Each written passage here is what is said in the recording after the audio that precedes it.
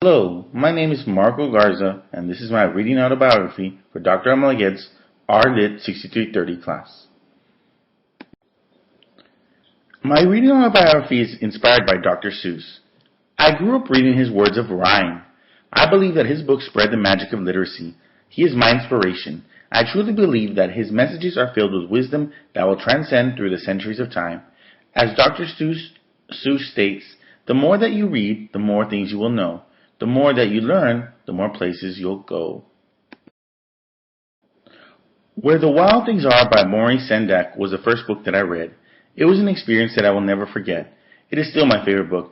I love the imagery and the adventure of this story. This book will always hold a special place in my heart. I truly believe that reading is the reason for my success in life. If I could go back in time and hear some stories again, I would say it would be stories that must not die. These are stories that my grandmothers and parents used to tell me as a young child.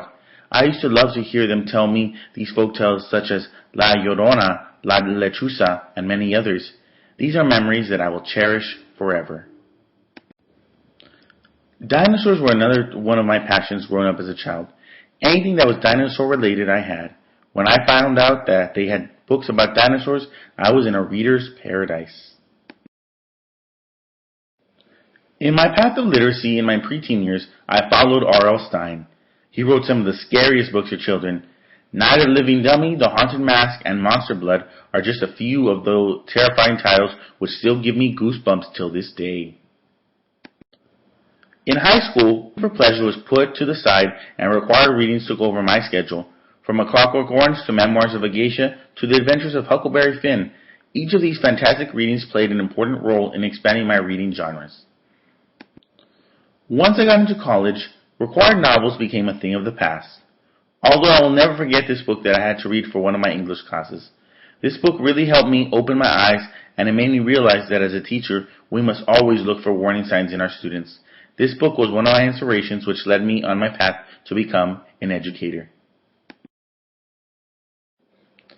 Even though college is filled with academic reading, I always found time to read for enjoyment. Stephen King's books made a huge impact on my life and taught me a lot of valuable lessons. Books such as Stephen King's It, The Stand, and The Shining will always have a special place in my heart. To this day, I am always on the lookout for any new books by Stephen King.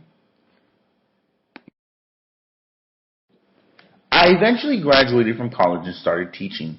In my classroom, I follow a constructivist theory of learning. According to Vygotsky, language is one of the elements that defines a person's cultural identity because language is the basis for thinking and communication. This is the reason why I read out loud to my students daily. I believe that this is critical if I am to provide my students with different opportunities to develop their language and for them to be exposed to different genres of literature. I accomplish this task daily by providing opportunities for my students to discuss the different literature selections that I read out loud to them each day. My personal theory of literacy evolves around the three main components of literacy: being read to for the slow learners and for enjoyment, read with for students that need extra guidance, and reading independently for students who have mastered reading at their zone of proximal development. My philosophy revolves around always setting time aside for reading, reading aloud to my students daily, exposing the students to a variety of reading genres, providing many books for my students to read in the classroom, promoting the Reading Renaissance program. I leave you with a message from my mentor, Dr. Seuss. Make time to read to others, because you will never know the value of a moment until it becomes a memory. One day your ex-students may see you at the grocery store. They will see you and say, "I remember that you would read to us every day." It will be at this point that you will realize that a daily ritual of reading aloud to your students has become a memory that will last a lifetime. The seeds of literacy have been planted, just like they were in my life. In my autobiography of literacy, I leave you with these words.